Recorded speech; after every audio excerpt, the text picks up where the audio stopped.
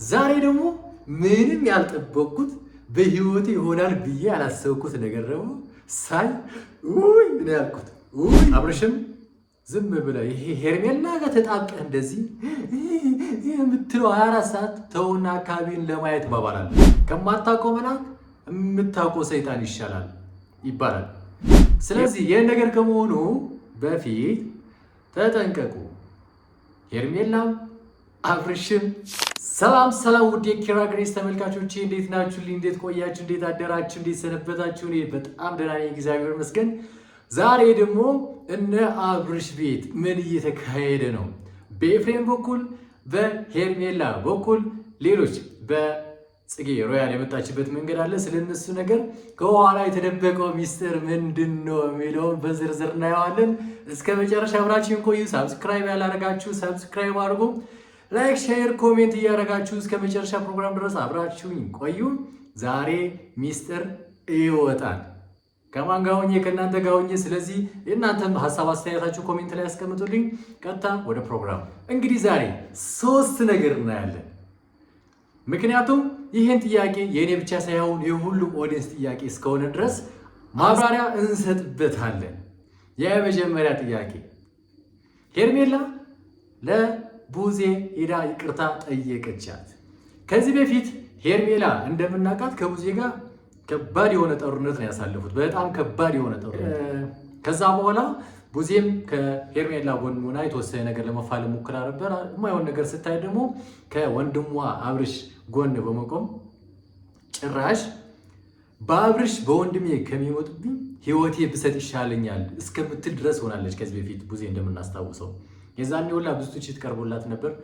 እኔም ራሱ አንድ ቪዲዮ ሰርቼላት ነበር። እንዴት በአብርሽ ተቃራኒ ጎን ያለው ሰው ውስጥ ልክ ሆኖ ቢገኝ እንዴት በዚህ ልክ ውሳኔ ትወስኛለሽ በሚለው የስጋ ወንድምና እህታምነት ከእውነታ እንዳያስወጣት በሚለው በጣም ትችት ቀርቦባት ነበረ። ስለዚህ ምንድነው የሚያመላክተን?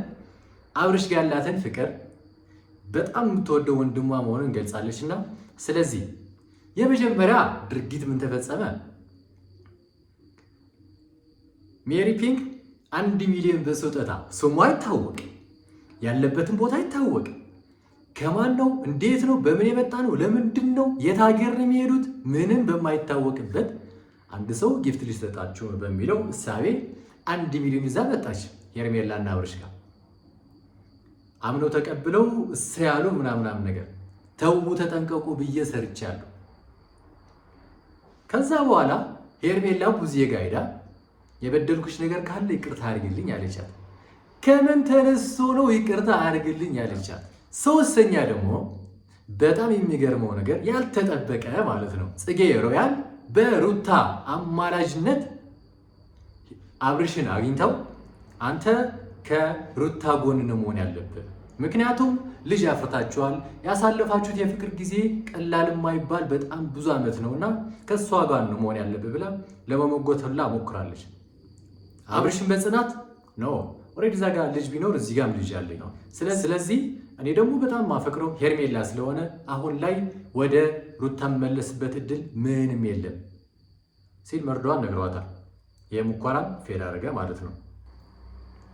አራተኛ ምክንያት ዛሬ ደግሞ ምንም ያልጠበቅኩት በህይወቴ ይሆናል ብዬ ያላሰብኩት ነገር ደግሞ ሳይ ውይ ምን ያልኩት ውይ እንደዚህማ ሆናል እንዴ ብዬ ነው ያልኩት። ለምን በሉኝ፣ ኤፍሬም እንግዲህ እናውቀዋለን ያለት ጭጫ ኤፍሬም እኔ ትመቸኛለች።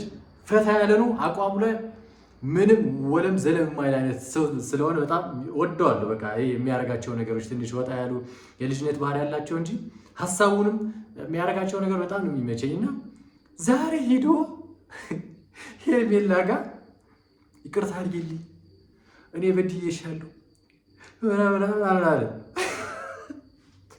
ለምን ኤፍሬም ለምንድን ነው ይቅርታ ይጠየቃል የሚባል ምን ልትል ነው አሁን? እስኪ እየየ ብለህ ልትመታት የሆነ ጊዜ እኮ አልጋ ከእንትና ጋር ከአብርሽ ጋር ይዘው እኮ እዛ ልትመታት ስትይ እንትን እንዳለ ያው እንግዲህ ከዛ ከባዶ ተነስተው ዝም ብለው እንዲሁ በቃ አጥፍቻለሁ ይቅርታ እኔ እናንተ ደስታ ነው ማየት ፈልገው ምናምን ተወልዶ ዛሬ መጣልን።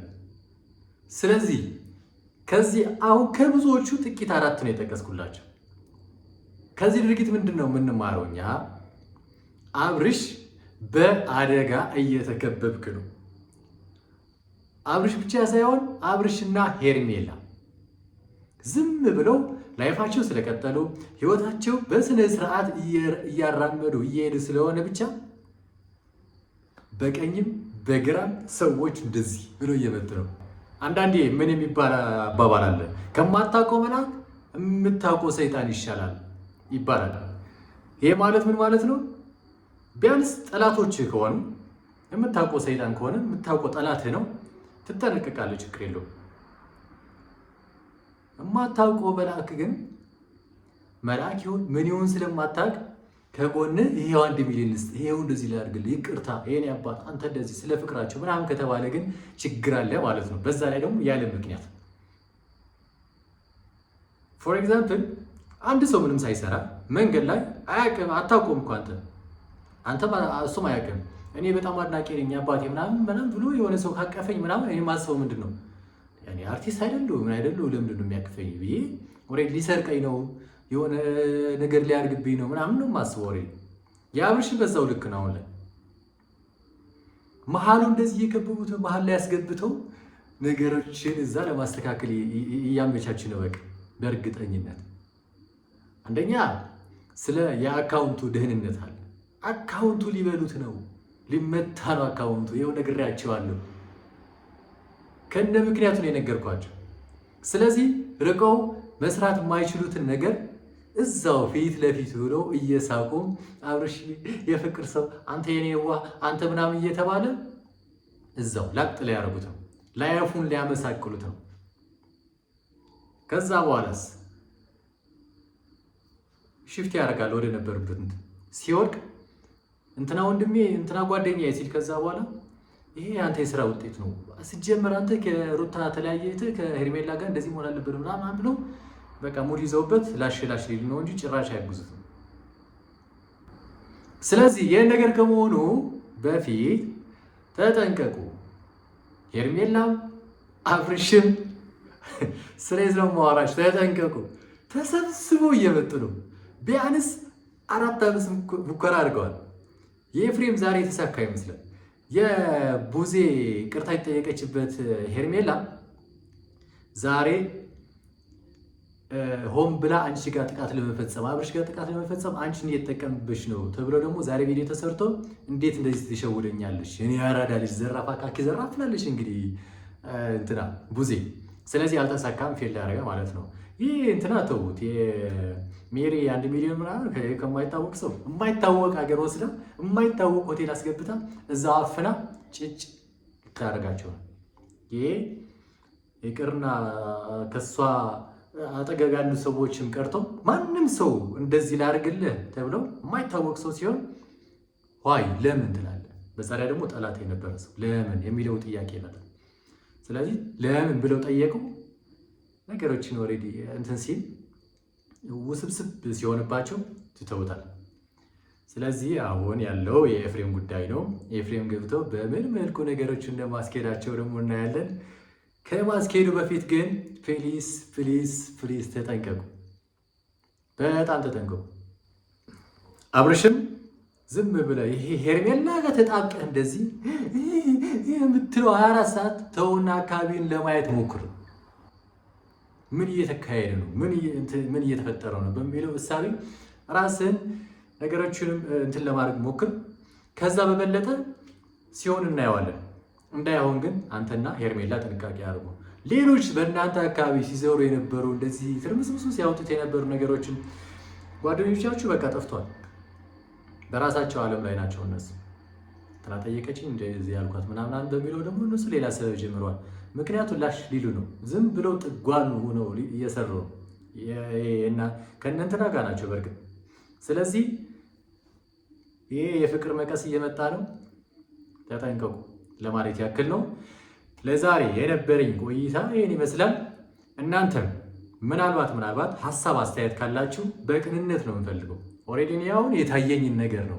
ምክንያቱም ሳያቸው ሁላ እየሳኩ ነው የማያቸው። ኧረ እንደዚህ አያፍርም ጭራሽ ደግሞ ምናምን ገና ሲመጡ ነው እኔ እንትናቸው የሚገባኝ። እናንተ ነው በሌላ አንግል ነው የምትሉበት መንገድ ካለ ያያችሁበት መንገድ ካለ ደግሞ ኮሜንት ስር እየገባችሁ ጻፉልኝ ይላለው። ዛሬ የነበረን ቆይታ ይመስል ነበር። ከእናንተ ጋር የቆየው ኪራ ግሬስን ላይክ፣ ሰብስክራይብ፣ ሼር እያደረጋችሁ ሁላችሁም እስከ መጨረሻ ከኔ ጋር ስለቆያችሁ ቴንክ ዩ። አሰላም